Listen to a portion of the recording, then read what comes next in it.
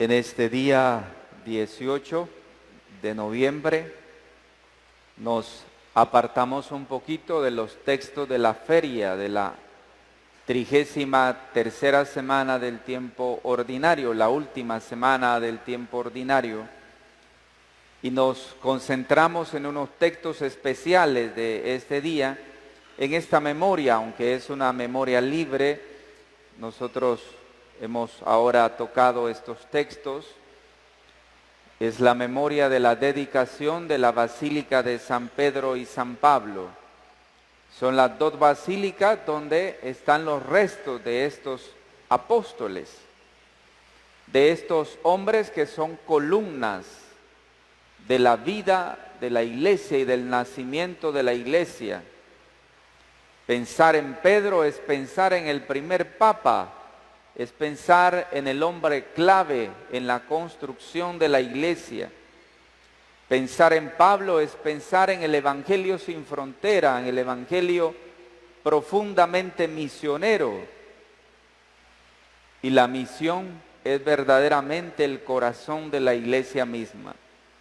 Por eso vale la pena hacer un alto en los textos normales de la 33ª semana y apartarnos un poquito para ver estos textos especiales en este día. Hemos leído el pasaje de Mateo 14, 22. Tal vez pudiéramos titular la reflexión de este día: en medio de la crisis. Hablar de la crisis es hablar de tantas cosas. A veces llevamos una cadena de crisis, no solo crisis exteriores, que ya llevan tantísimo a nuestras naciones, en América Latina, ¿no? Tanto dolor, tanto sufrimiento por diversas situaciones.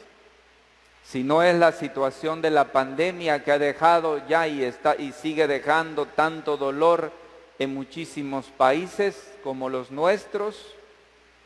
Si no es eso, es un fenómeno natural. Y si no, es el fenómeno permanente que se llama corrupción en los países nuestros, que también dejan tanta desgracia y tanto dolor. Por ahí escuchaba una canción que más bien es un drama de un nicaragüense, ¿no? Y le hacía unas cuantas preguntas a Dios. No es que Dios tenga culpa de todo esto, no, porque lo hemos dicho siempre, todo ese resultado precisamente de nuestra propia libertad mal usada, que provocamos una serie de problemas incluso al mismo planeta, que lo hemos dañado, ¿no?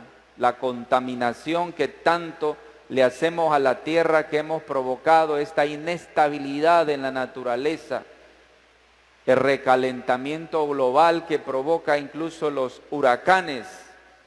No es culpa de Dios, es culpa de la mano del hombre. Pero este hombre en su drama decía, delante de un crucifijo, y le decía: pregúntale a tu papá qué otra cosa vas a preparar para este pueblo, ¿quién más le viene? Como la gente se dice, ¿no? ¿Qué más podemos esperar del 2020? ¿Qué otra cosa? Y decía el hombre en su drama: ya nos mandaste un maremoto, ya nos mandaste un huracán, ya nos mandaste la revolución y la contrarrevolución, y ahora ¿qué nos vas a mandar? Vivimos en una crisis, pero yo digo definitivamente que fuera de esas crisis exteriores que ya son difíciles, las crisis más difíciles no se moldean, ni trabajan, ni funcionan allá afuera, no son esas siempre las más difíciles. Las crisis más difíciles de la vida se fraguan en el interior de nosotros mismos. No es difícil ver en la barca de los discípulos de Jesús cómo también esa barca era sacudida por las olas, y desbordada por el fuerte viento en contra. La figura hoy de la iglesia actual amenazada muchas veces desde fuera por toda clase de fuerzas adversas y tentada también desde dentro por el miedo y la mediocridad. ¿Cómo leer nosotros este relato evangélico desde una crisis en que la iglesia también parece naufragar? Porque no solamente hay una crisis en la sociedad misma, sino que también a veces hay crisis incluso dentro de la institución eclesial. Hay una amenaza a la iglesia, como lo hemos dicho siempre, hay una amenaza a los valores de la iglesia también. Hay una amenaza a la institución que llamamos Iglesia Católica, a los valores de la Iglesia Católica, a la defensa de la vida desde el vientre materno, como lo hemos dicho. Hay una cultura también de lucha contra el matrimonio y el valor fundamental del matrimonio, que es profundamente básico en la sociedad, que está siendo amenazado constantemente. Está siendo amenazada la iglesia con todos sus valores. Y por eso vemos constantemente noticias de templos quemados, de imágenes quemadas, de sacerdotes golpeados, etc. Todavía no lo vivimos en este país, en Honduras, pero algún día seguro también llegará. Es un fenómeno mundial de ataque hacia la propia iglesia. ¿Por qué? Porque vivimos una crisis, no solo una crisis exterior, sino una crisis interior. Es una crisis de valores, porque queremos vivir nuestra vida cristiana de manera muy mediocre. No queremos ser sinceros con nosotros mismos. Queremos vivir una vida a mi forma, a mi manera. Nos queremos hacer un Dios a mi gusto. No el Dios que nos muestra Jesús en el Evangelio, no el Dios revelado por Jesús, sino un Dios a mi manera. Me hago mi propio Diosito, que me haga caso a mí. Un Dios que me permita mis pecados y que después yo tenga mi conciencia tranquila. Me resbalo en el pecado y me ensucio en el pecado y después camino tranquilo como si tal nada. Y ese Dios es el que yo quiero tener, el que no me molesta, el que no me afecta supuestamente, el que no me toca la conciencia, un Dios que duerma mi conciencia. Eso precisamente es la peor de todas las crisis que se va fraguando en el interior del ser humano, que nos vuelve miedosos y mediocres. Por eso, según hoy el evangelista, Jesús se acerca a la barca, que puede ser la iglesia, que puede ser la familia, que puedo ser yo mismo, que puede ser una comunidad. Jesús se acerca a la barca caminando sobre las aguas, que nos hace recordar ya precisamente, ¿no? Cuando en la Sagrada Escritura se habla del agua y se habla del mar, normalmente cuando se refiere al mar propiamente se está refiriendo al mal. Y cuando Jesús dice que controla el mar, las aguas, significa que el Señor es capaz de controlar el mal, la fuerza del mal. Los discípulos no son capaces de reconocerlo en medio de la tormenta, en medio de la oscuridad de la noche. Al contrario, qué cosa más extraña que los discípulos ven a Jesús como un fantasma. ¿Por qué? Porque el miedo los tiene aterrorizados. Lo único real para ellos es aquella fuerte tempestad. El miedo, la mediocridad nos cierra los ojos y nos quita también la capacidad de razonar. Es decir, nos vuelve borregos, El miedo nos vuelve borregos en la vida, porque nos quita capacidad de razonar, nos vuelve mediocres, nos aterroriza y no nos permite ver con claridad, incluso nos quita las ganas de luchar. El miedo nos quita las ganas de luchar y también nos quita las ganas de ser mejores. Y por eso el miedo nos aplasta. Un cristiano no puede tener miedo.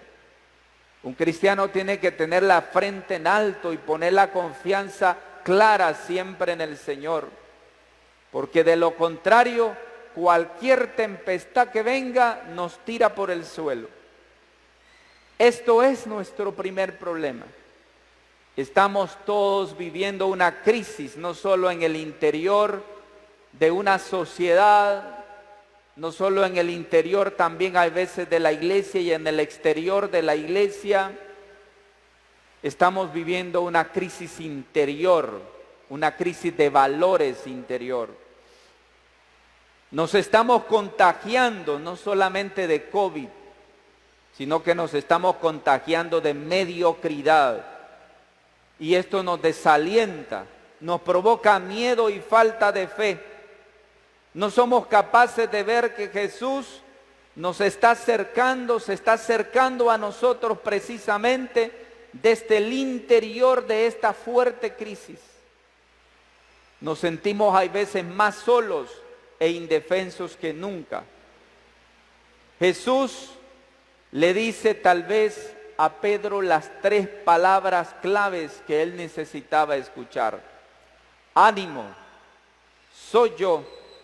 No temáis. Esas son las 3 palabras claves que todos hoy necesitamos, que necesita la sociedad latinoamericana, que tanto daño le están haciendo los políticos y tanto daño le está haciendo también esta pandemia y tanto daño le están haciendo incluso los fenómenos naturales. Necesitamos poder recibir en nosotros estas palabras y hacerlas nuestras. Ánimo, soy yo, no temáis. Es decir, levanta la cabeza. ¿No te das cuenta que yo soy el Señor? ¿Y no te das cuenta que yo he dicho que yo voy a estar contigo hasta que se termine este mundo? No temáis. ¿Cuál es el miedo? Solo Jesús puede hablar así. Pero sus oídos, los oídos de los discípulos, solo oyen el estruendo de las olas y la fuerza del viento. Cuando no hemos escuchado verdaderamente a Dios y estamos en una crisis interior de valores, no escuchamos a Dios, a nadie. Ni así vinieran como se dice en la historia del pobre, del hombre, del rico Epulón y del hombre que murió, del pobre. Manda, dijo el rico Epulón, manda de allá del cielo que bajen para decir lo que pasa, para ver si aquí se convierten. Y Jesús dijo, ni así, resuciten, ellos van a creer. ¿Por qué? Porque definitivamente necesitamos tener claridad en nuestro corazón, en nuestra conciencia, para no dejarnos envolver solo por el estruendo de las olas, por la fuerza del viento, por la negatividad de la vida. Necesitamos tener una actitud más positiva de las cosas. Esto es también nuestro error, ver lo negativo y no ver la vida de frente y no ver la vida con los ojos nuevos, no como dice una hermosa canción, canto de mi tiempo de juventud. Mirar la vida con los ojos nuevos, romper barreras sin mirar atrás, borrar palabras, hacer versos nuevos, decirte quiero empezar a amar, mirar la vida con los ojos nuevos. Si no escuchamos la invitación de Jesús a poner en Él nuestra confianza incondicional, ¿a quién acudiremos? Si tu confianza, si mi confianza no está en Jesús, ¿a quién acudiremos? ¿A ti mismo? ¿A otro? ¿A quién acudiremos?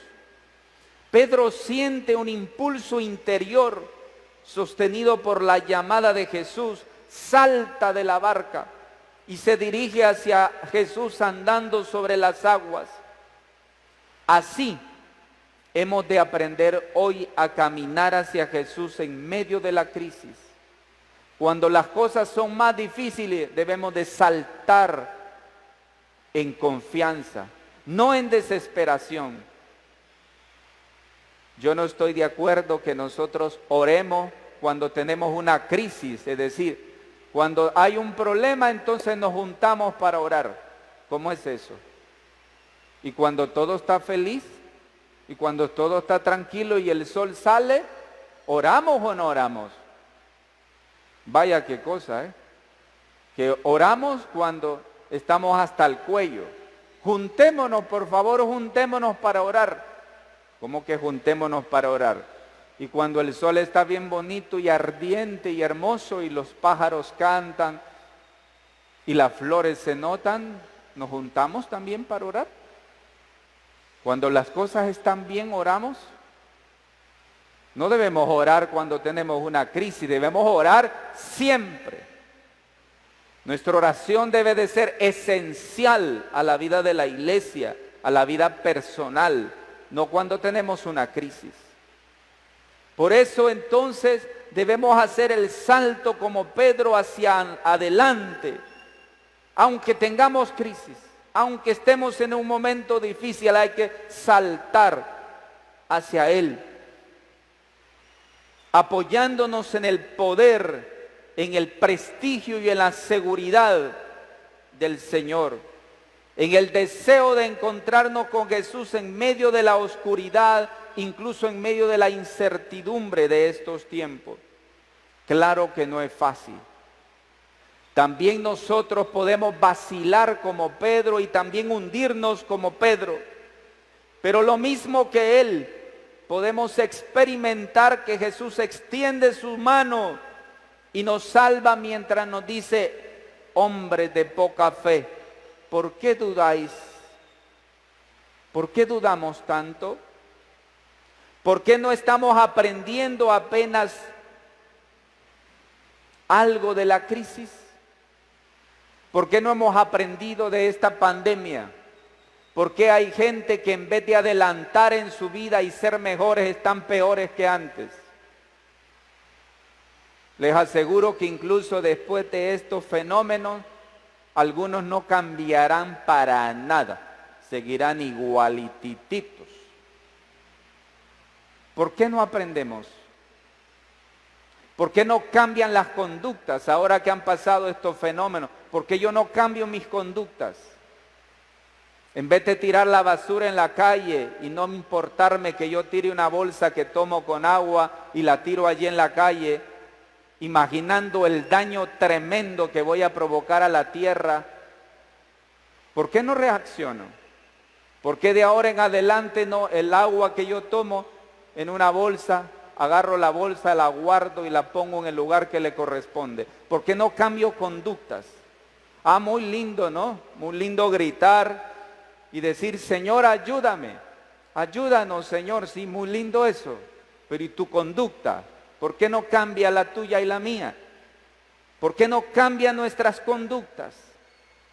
Debemos cambiar nuestras conductas en medio de la crisis, porque si no seguimos buscando falsas seguridades para sobrevivir dentro de nuestras comunidades, sin aprender a caminar con fe renovada hacia Jesús en el interior mismo de la sociedad, que muchas veces parece que olvida a Dios.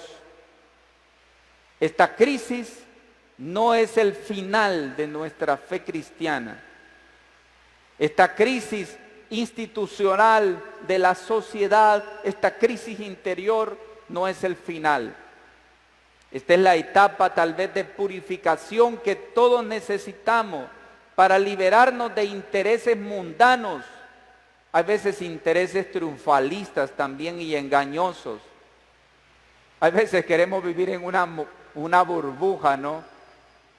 Vivimos en una burbuja, engañándonos a nosotros mismos, engañando a los demás, queriendo mostrar a los demás lo que no es, viviendo de apariencias y queriendo sobresalir en todo. Debemos vencer esos falsos triunfalismos engañosos y mundanos, esas deformaciones de nuestra fe que nos han ido alejando lentamente de Jesús. Él está actuando en la crisis. Él nunca nos deja, nunca nos abandona. El Señor está aquí, conduciendo su iglesia, conduciendo la sociedad, intentando dar una mirada y un abrazo en la sociedad y hablándonos al corazón hasta que logremos entenderlo y escucharlo. Supliquemos, mis hermanos y mis hermanas, hoy a Señor Jesús, que reanime nuestra confianza y que no tengamos miedo. No temáis, yo soy. ¿Por qué tenéis miedo? Permitamos al Señor Jesús que aliente nuestro espíritu, nos conforte y todas nuestras fragilidades las pongamos en el Señor de señores y Maestro de maestros. Que la gracia de esta palabra nos provoque ser mejores. Así sea. Amén.